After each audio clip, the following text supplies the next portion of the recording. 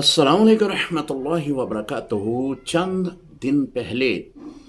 ہمارے سینٹ اور قومی اسمبلی میں ایک بل پیش ہوا تھا جس کا نام تھا ناموس صحابہ و اہل بیت۔ اسے جو ہے وہ منظور کر لیا گیا، بہت خوشی ہوئی، اللہ کریم نے بہت کرم کیا اور دعا نکلی ان لوگوں کے لیے کہ جن کی یہ کاوش تھی، جنہوں نے یہ محنت کی اور جن کے وجہ سے یہ بل جو ہے یہ منظوری کے مرحلے طے کیے،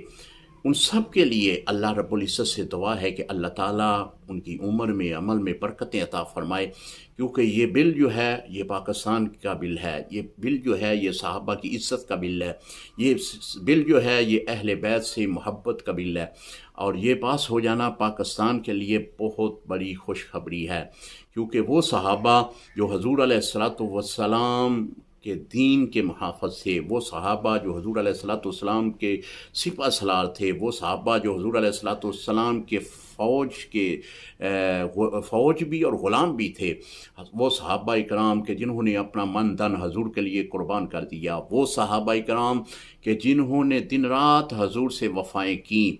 وہ صحابہ کرام کہ جنہوں نے اپنی زندگییں نبی علیہ الصلوۃ والسلام کے نام پہ وقف کر دیں، ان کے